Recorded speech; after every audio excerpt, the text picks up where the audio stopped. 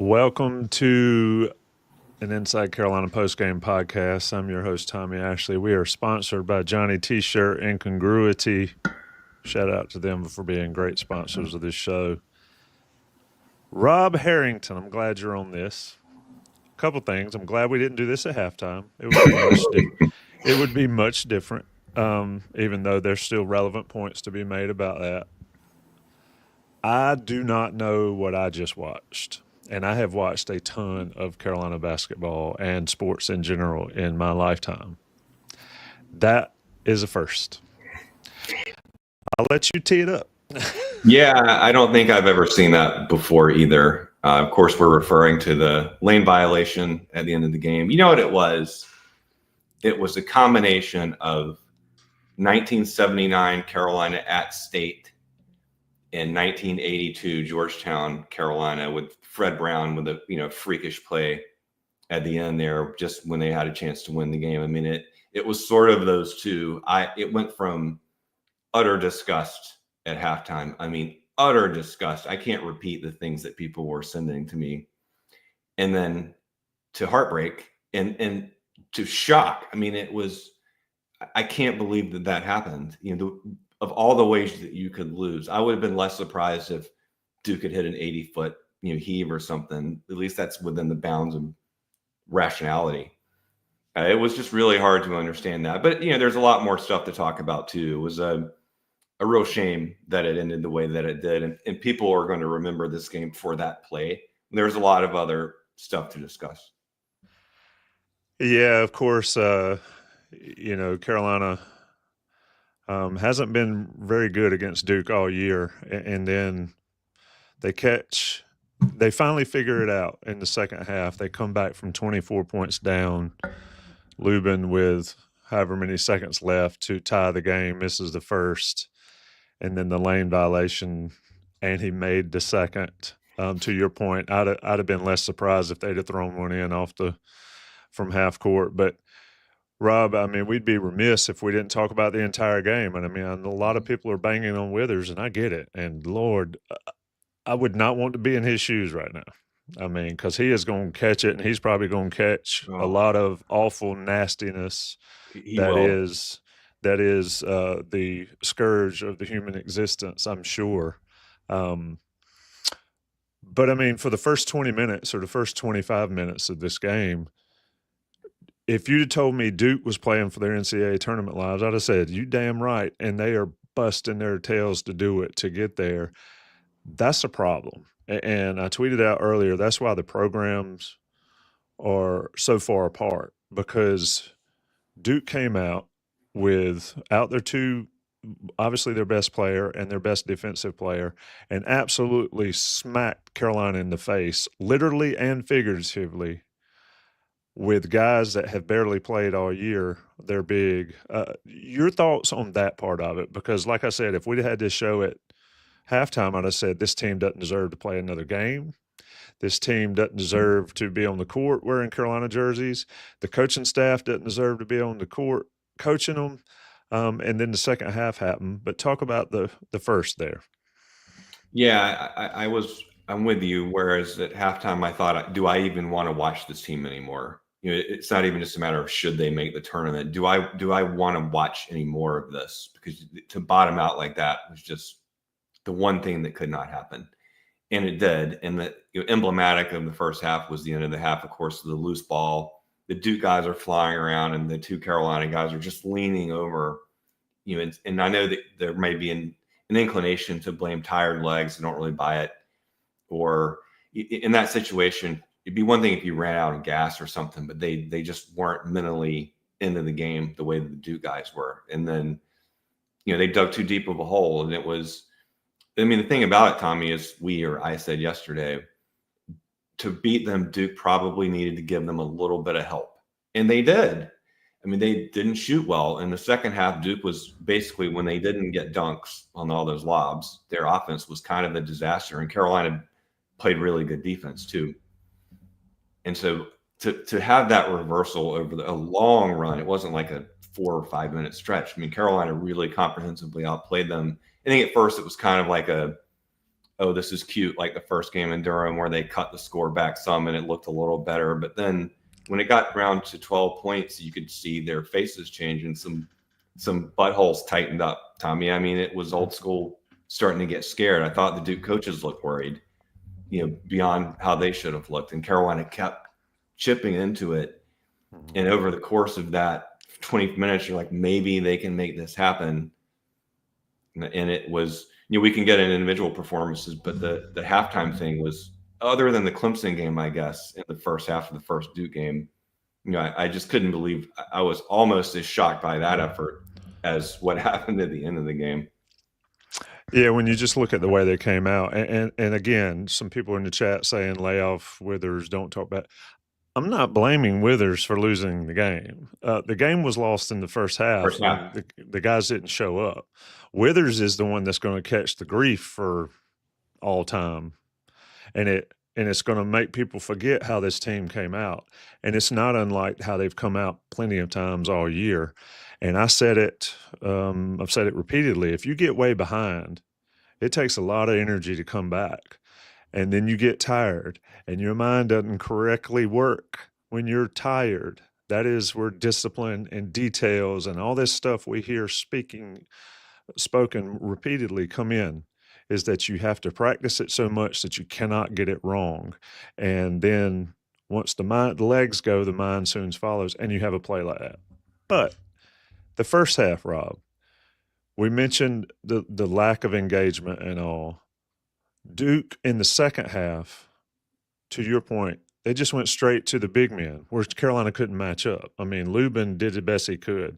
Withers couldn't handle that. Jalen Washington is the only guy with some size that could handle that. He was nowhere to be found trying to defend those. That's kind of, you got to give Duke some credit there. They weren't hitting shots. They weren't doing anything. Let's just throw it up and dunk it all the time. And it worked just enough to hold on. Why do you think Carolina was able to get back in the game, though? Was it purely an effort thing, or is it some systematic change that they have? I do think, they went small, and they made some adjustments when they took, Withers out of the game and went back to the sort of traditional, for this team, traditional small lineup. They got the Duke guys moving more because the people setting the screens were more mobile, able to make more plays. I thought Cadeau had a great game. And his foul trouble in the first half was an issue and the reason they got so far behind. He had a real strong half. Trimble, like he did in the Wake Forest game, brought a lot of energy in the second half. And the Heels were scrapping. They were creating turnovers. They were getting a lot of team rebounds, multiple guys hitting the glass. And as mentioned, I thought Duke did help them out a little bit by missing some pretty good looks. But that's the way it goes sometimes. And they were due to miss a few shots, and they missed enough for Carolina to still be in there. And the Heels made some very timely plays, throughout the whole second half, some really great individual plays, and also back to better team ball, unlike the first half where they got baited into taking some, contested 17-footers, shots that just aren't good for this team. They did a lot better the second half. Looking at the plus minus, if you're slow inclined, and I know people like to pick on Elliot Cadeau, and we've done a fair share. He's the only person that hit a three. If you'd have told me this game was a one-possession game, I'd have thought you were crazy. If Elliot Cadeau is the only person that made threes, he was 3 for 3. The rest of the team was 0 for 14, which RJ only took 3. This is one of those games I expected RJ to take 100. Me too. Just shoot them all. But Cadeau was plus 15, Rob. Only other person plus was Drake Powell. Everybody else is in the negative. His game, and he was in foul trouble. Mm-hmm. I think, or has he turned the corner? Now, I don't know what the future holds for him, but I think the last couple of weeks he's sort of been a different person than he was in that middle stretch when Carolina as a team was so bad. Your thoughts overall on him, if this is in fact the last game of the season or the last relevant game of the season? Yeah, I thought he was really good this week. I thought he was very good yesterday too. He was more of a steadying force. Now I know that he got talked to by the official, stop it right now, the referee was saying to him, but I didn't mind that as much because it was more chest to chest as opposed to just ranting at the officials and demonstrating. I mean, he still could cut a little bit of that out. But I don't mind the emotion in that situation where you're going at your rival some. I thought it gave the team a lift, actually. And if he is going to play that way, if they make the tournament, which I don't know, if they make the tournament and he plays to that level, they actually could beat a good team. I think that they can beat a good team now. I know they lost another one.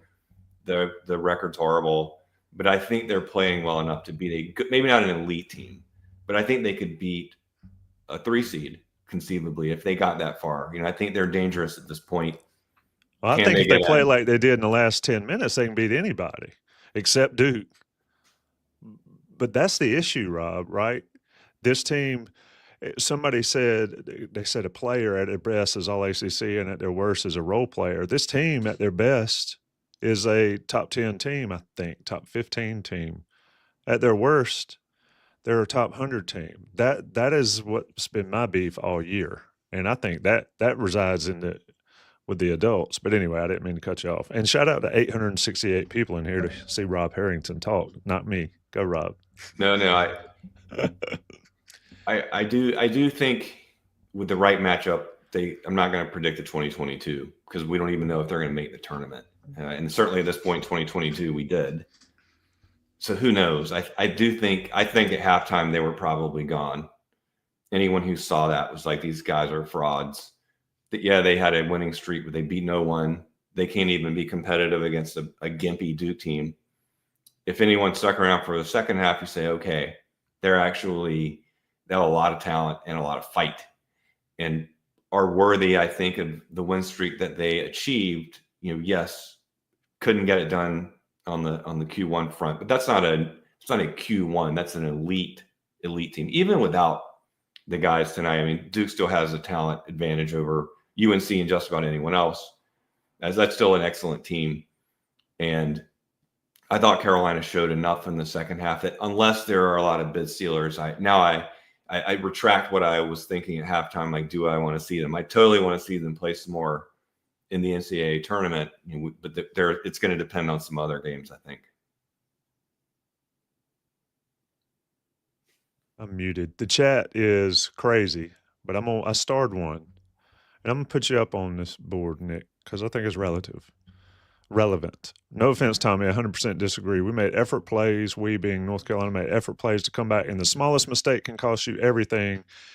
And Withers made the mistake, took the life out of our team's emotions in the comeback. Here's the problem with that. Games are 40 minutes long, and Duke played the first half well enough that their mistakes did not cost them the game. They were able to make mistakes and still win. Had Carolina played like they played in the second half, then Withers, we're not even talking about him because that play doesn't matter in the end because Carolina would have had a lead. I think we can agree with that, or be close. So, yes, small mistakes matter, but when you lay an egg for 25 minutes in a 40-minute contest, you got to look at the big picture here. Shout out to the 946 people listening to Rob Harrington and me discuss North Carolina's loss to Duke in the ACC semifinals 74-71. JohnnyT-shirt.com and Johnny T-shirt on Franklin Street. Email Matt at congruityhr.com for your small to mid-sized business assessment. We're going to get to 1,000 before we get out of here, Rob. Anything else you want to talk about in this game itself? I think, there's a ton. Lubin, 20-10. Powell, 10-5. RJ looked worn out and probably hurt from that leg. Trimble, we talked about how he'd been a non-factor for 2 or 3 games. He had 14. He missed his first free throws. He came back and made 6 straight. I think that Trimble's play probably helped spark this team, but I thought Powell's defense was excellent. I thought Lubin, we said he had no shot against Malawach. He took him straight to the hole at the very end there and got what could have been the winner. Just overall player-wise, Rob, before we get into looking ahead here. Yeah, I mean, I think you hit on a lot of the key points. I thought Hubert did a really nice job with the rotation. He went with the right guys because Withers had a bad start and Duke had that matchup pegged. Now the small lineup actually worked better. It was, I thought, another sort of tough night for Ian Jackson. They moved away from him pretty quickly. They moved away from Jalen Washington pretty quickly, other than spot minutes. You know how it is, though. Game-wise, how close were they to an RJ Davis follow-up winner? Because the whistle blew. So and he made the tip. Maybe the Duke guys would have kept playing and stopped it, but he was in perfect position for that follow-up. And at first, I confess, I watched the games on mute for the most part. So I thought that's what happened. Like Carolina's up 1, and then and it was a perfectly good call. But that's how close it is. And then none of the Wither stuff would have happened. The first missed free throw wouldn't have happened. Just how close. That's how thin the margin is when everything has to go your way when you're that far down. Sort of back to the individuals. Lubin, I think, has established himself as equivalent or better than the guys they missed out of the portal last year for all the angst. Offensively, I think he's on a par with probably anyone they missed. Defensively, no, he doesn't give you the same rim protection, but even there, he's gotten better. I'm very excited for him to come back. I'm sure they may look for someone who is a little bigger and more of a shot blocker, but really excited about Lubin the last couple of weeks. By far the number one center at this point. That they will plan around him in one capacity or another. We talked about Cadeau, sort of a tough game for Davis, but Duke made it real tough for Davis. And he didn't force a lot. So to his credit, he wasn't forcing threes, which I think he would have done in the past. And Trimble, I thought, was the unsung hero after being, it's a choppy game and he doesn't play a pretty offensive style. But when you watch him team rebound and play real tough defense and make those opportunistic drives and to scrap like he was on the glass, because Duke was hurting them on the offensive glass at times, and he helped stamp that out in the second half. Yeah, just one of those. I mean, you got to play from the beginning. And the thing that bothers me the most about watching this basketball team is they haven't played a game from the beginning since the season started. I mean, there's a couple games they ran out teams, but every single quad one game, it seemed like, except the first 2 Duke games, Rob, is that they were down in a hole and they made an effort to come back and they just couldn't get it done. So it's not surprising that here we are again talking about the same thing as the ACC tournament run ends for North Carolina on Friday night in Charlotte. I do think that Carolina did whoever's next, Clemson or Louisville, for Duke a favor by taxing Duke there at the end. And we'll see how that game goes, even though I couldn't care less watching it. Let's look ahead. Halftime, no chance Carolina makes the NCAA tournament. Nobody watching that game at halftime says this team is a tournament team. Did the second half change your mind, change the committee's mind, Rob, for North Carolina on Selection Sunday, I guess day after tomorrow? I think they should be ahead of all the bubble teams that lost before today. I don't know that they will be, but I think they played well enough tonight in the second half to keep that advantage. That's Xavier, Ohio State, those 2. I don't know all the other results from today, actually. I wasn't following as closely, but I do believe Texas lost. That'd be an interesting one. They lost because Texas had back-to-back Q1s, and that's pretty impressive. They lost by double digits today, also to another very good team. So that I think Carolina, let's say they're second from the bottom or third from the bottom. How many automatic weird things are happening? Memphis looks awfully vulnerable. They'll make the tournament. That could be a bid theft, certainly, when you look at that conference. So I think it's going to depend on the automatics now, maybe more than – I don't know what's happening with Boise. I think they played later. But other than Boise, maybe that's the other at-large team I'm watching. But otherwise, it's just the conference tournaments need to have the favorites win. And if all of that happens, I think the Heels will be in good shape. If a couple of those bids get stolen, going to be interesting. Yeah, you got to have the conference, the people in these smaller conferences that would get in, even if they don't win their conference tournament, need to win their conference tournament. People that don't pay attention to bubble stuff, bid stealers are those teams that aren't any good, but they win their conference tournament and they beat somebody that's like, back in the day, like Gonzaga was the best. I know there's good teams in that conference now, but Gonzaga would be the number 1 team, and it's a 1-bid league, except for, somebody beat them. So Carolina needs to avoid those, and a lot of people will be paying attention to Boise State basketball. I never thought I'd said that ever. And then you mentioned Texas, and I think the interesting thing about Texas is, yes, they've won some quad 1 games, but they've also lost a bunch of quad 2 games in that. And I think that's why the quad system stinks to me. I mean, it's I get it. You have to do something, but if you're 5-12 in quad 1 and one team's 1-12 in quad 1s, but then you're 4-8 in quad 2s, where's the balance there? So it'll be interesting. And don't forget, Bubba Cunningham's on the selection committee. Is that good or bad? I think it's bad. I think last year, who was it? I can't remember if it was last year or a year before. Their team got in over some teams that probably shouldn't. They got in over more deserving teams. We'll see. Would not surprise me if it was bad. Either way, Carolina had an opportunity to play a full season, and if they don't get in, they didn't get it done to get Right, it made. on paper, they're not great. If you just looked at the whole season and didn't look at the trend, they're not great. But they had an awfully good, for a bubble team, they had an awfully good February into mid-March, and they acquitted themselves well tonight overall. And overall, I thought last Saturday too. They're not auditioning to be a number 1 seed. No one's saying that. Can they be a number 11? I think they're easily good enough to do it. If there is enough room for them, that's what we have to watch. So we're going to wrap it up here. Almost 1,100 people in the chat. Shout out to you guys joining us. It's a Friday night. People don't. You think folks didn't want to hear Rob and me talk, but like I said, it's all about Rob and Inside Carolina and the weight that this site brings on the college landscape. So let me ask you, Rob, if this season ends tonight, or if it ends in Dayton in 4 days, give me your overall thoughts on the season. And then I've got a follow-up question that might be even tougher. Okay. If the season ended today, it would be a horrific disappointment for me. And this team not making the tournament to me would be a disaster. That nothing has changed for me that way.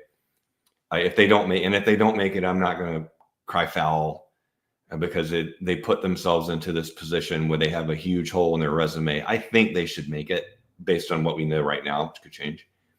But this is the situation they're in, and it didn't have to be this way. So that's where I would be if it ends in 4 days. If they lose in Dayton or otherwise in the first weekend, probably a disappointment. It's going to be a disappointment unless they make a Final Four run or something, because the regular season was so choppy. But whether it is a disaster or a disappointment, that's what it hinges on this tournament bid for me.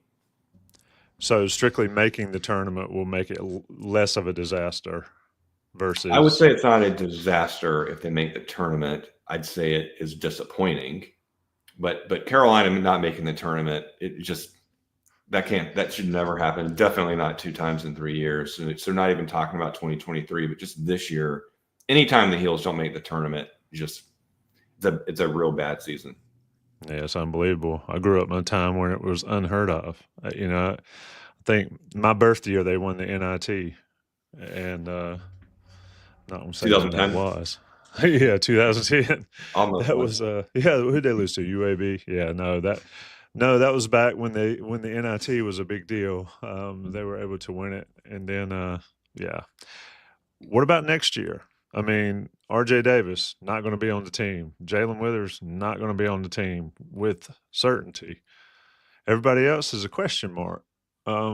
Surely there will be quite a few not on the team after that. But your thoughts on this whole I don't know how much we'll talk to you about it. We need to get you on a round table, maybe with the Coast to Coast guys, but new general manager, new way of approaching things, all of these things we hear about that are going to right the ship and make it all better for Carolina basketball. Your thoughts on that? I think when you look at this situation that Carolina's in, next year's a make or break season, not just for the head coach, but for the program, I think. Now, obviously, the head coach is an extension of that and a very important part of that. But I think this is all about the program at this point and maintaining the program going forward. And that's what next year is looking like to me. Your thoughts? Yeah, the first and most important game of next season, we'll know the outcome of it on June 15th, because the largesse that the Heels brought in to get Bill Belichick to do this upgrade in infrastructure and this investment into the football program. Now you get your GM in basketball. It sounds like they've sort of righted the ship. They're saying the right things. They've organized the NIL collective. All of that needs to come to fruition, not like at some indefinite point in the future, but now, between now and mid-June. I know there will be some straggler portal stuff after that, but the top guys are going to go before then. But by mid-June, they need to have a contender-looking team on paper. It's the first game, because it needs to work. They can't have it was Jim Tanner's first year as GM. Wait until next year. I mean, there is no more of that. They've got to hit it hard, often, and they have to get it done. If they have another roster that looks like this year's roster did last summer, then I think we'll already see, there will, to your point, there will be a serious risk of the head coach not being brought back for 2027, and a crumbling infrastructure question, because what you have to do. These resources now evidently exist, even on the football side. You got to make it happen in basketball. They have to get some big time portal guys and do a good job with retention. And it's a two-step thing. And I think they have to get both of it right.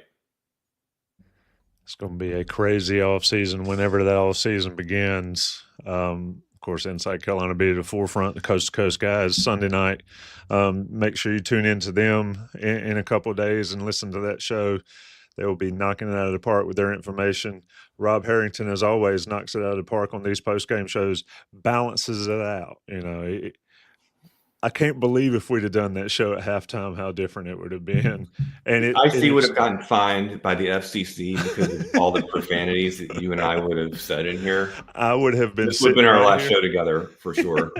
I would have been sitting right here going, "I'm just here so I don't get fined."